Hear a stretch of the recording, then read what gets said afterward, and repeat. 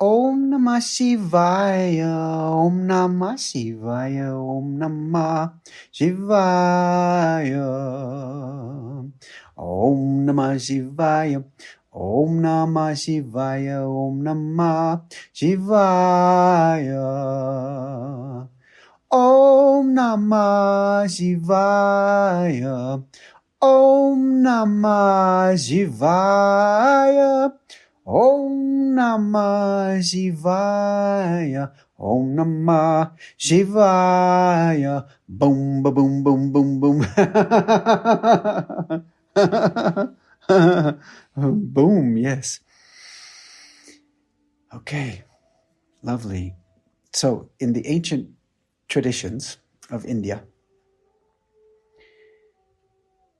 there's an offering that's shared through the ages of the origin of this realm that we're all experiencing, this universe, this physical reality that we're all experiencing. And they offer up this wisdom from the ancient lineages. Shiva, this Sanskrit word Shiva, is used as a way of referring to the absolute source, the very essence that permeates all reality. And so as I share this, I'll invite you to not personify Shiva as a separate individual being of any sort. I'm going to invite you to consider Shiva to be a word for the absolute source, the primordial essence, energy that permeates all reality. So Shiva, this absolute essence, wondered, what would it be like to be not Shiva? What would it be like to experience not oneness, not wholeness, not absoluteness? What would that be like?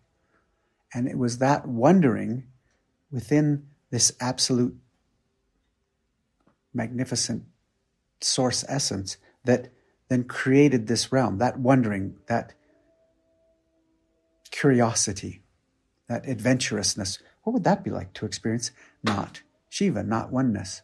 And so that wondering then allowed for a movement to happen within Shiva, within the source. That movement, that first move of absolute consciousness to explore not Shiva, is referred to in the ancient Sanskrit lineages as the Anava Mala. And Mala is a Sanskrit word that you'll often see transliterated into English as veil or obscuration. And the Anava Mala is the first veil, and that's the first movement of Shiva to explore not Shiva. And that first movement then created a realm in which there could be then the experience of no longer being divine, whole, oneness, absoluteness. And that's what creates the core belief in every human mind that I'm not good enough, because we're no longer one. We're no longer Shiva. We're no longer divine. That creates the core belief within every human mind, I'm not good enough. Now, this mala, this obscuration, this veil, was explored and eventually seen through. There was an ability to be able to realize, oh, that's right, I actually am Shiva. So then Shiva allowed there to be a second movement, a second mala, second veil. It's referred to as the Maya Mala. And that second veil, the Maya Mala, which has Maya at its root, Maya Mala, that second veil. Maya, is often known in the spiritual lineages as referring to the illusion of separation. Maya Mala, that movement, that veil, then further allowed for the exploration of what would it be like to be not Shiva, In the second veil, the Maya Mala, it allows for then the experience of being separate from everyone and everything. There's now a perspective of there's self and other, me and not me. That gets to be now explored through the second veil. The first veil, the Anava Mala, creates the core belief that I'm not good enough because I'm no longer divine. I'm no longer source essence. The second veil, the Maya Mala, creates the appearance of separation, that I am separate from everyone and everything. So then now with these two mulas, these two obscurations in play, then Shiva explores that and eventually was able to see through that. So then there was a third mala, a third and final mala, because once this mala, once the movement of this mala occurred, the game was on. There didn't need to be another mala. And the third mala is called the karma mala. Yeah, now the game is on. Because the karma mala, that movement, then created a dynamic field that we're all getting to experience together. Excuse me, in which we're all getting to experience together this rippling effect. The karma mala creates this dynamic interactive field in which everything that occurs affects everything that occurs, creates ripples within this dynamic field. And so every action that we take to attempt to overcome the first two malas will create ripples in the field. So as an example, every action we take to try to feel not separate, to be liked, to be seen, to get attention, to feel not separate. If I can get that person to like me just the right amount, then I'll feel not separate. Every action we take to overcome that second mala ripples it in the karmic field, in the dynamic field. And every action we take to try to overcome the first mala, that core belief that I'm not good enough, all of those actions we take to, hey, look at me, everybody, I'm enough. See what I've accomplished. See me, acknowledge me, recognize me as enough. All those actions also ripple in the field. This karma mala allows for an amplification within the field. And so every action that we take, every movement that we make in that play of those first two mulas is now amplified. And so then once this mala was in place, now Shiva gets to explore this for ages and ages and ages. We've all been exploring this many incarnations where we get to see what is it like when we get pulled into the veiling, the obscuring of our true nature.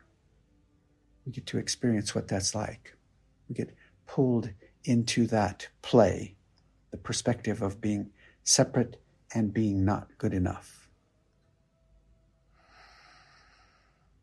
Wow. We can report back now as expressions of Shiva. Holy moly. Yes. It's very wild. Yes.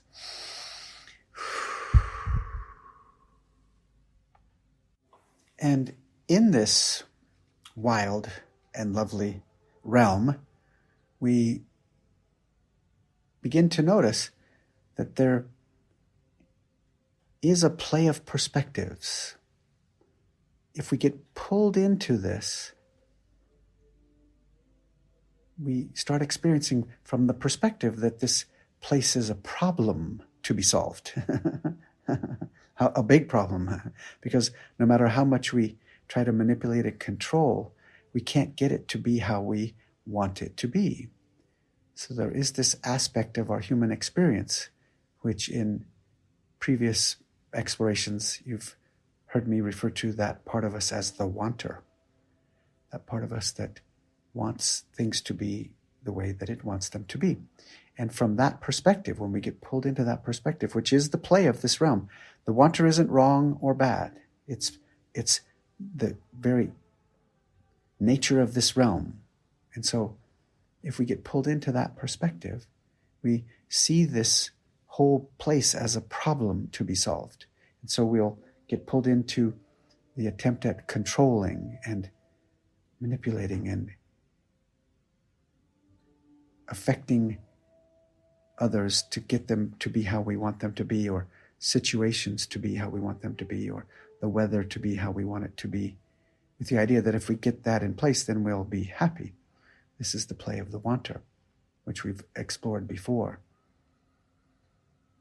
Now, there's also the perspective of our true nature, that eternal essence that we are, that's at rest, is accepting of this realm and experiences it as an adventure, a playground of possibilities in which we can then become so stabilized in that larger perspective that we then become a living embodiment of that adventure perspective, that kindness, that compassion, wisdom, playfulness, love, and compassion. I may have already said that before.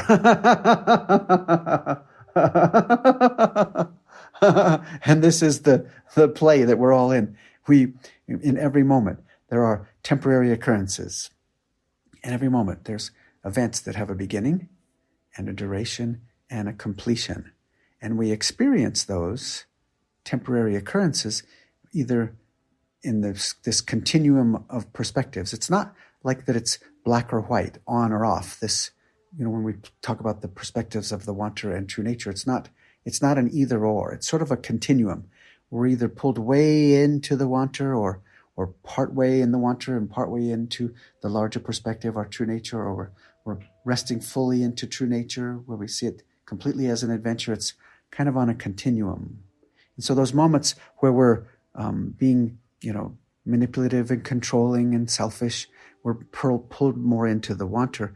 And then those flows where we're more resting in true nature, that's where we're genuinely kind and genuinely caring and available to the lovely possibilities of this playground that we're all in together, in which the whole potential is this, if we let the play of it be realized, we realize that there's the potential to open up into that perspective of our true nature and live from that perspective.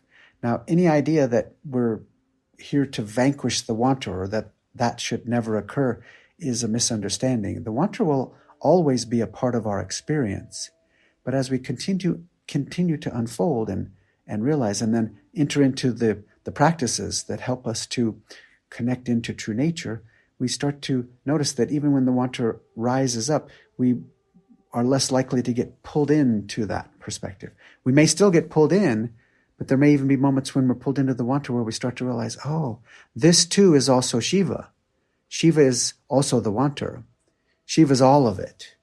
The larger perspective, the narrowed perspective of the mind and the sensory apparatus that we're riding around in, all of that, every sound, every sensation, every experience, every thought, every emotion, all of it is Shiva, one elegant wholeness in which we came to explore and get captured and get all pulled in, and to then remember again in this wild land of forgetting. Yes.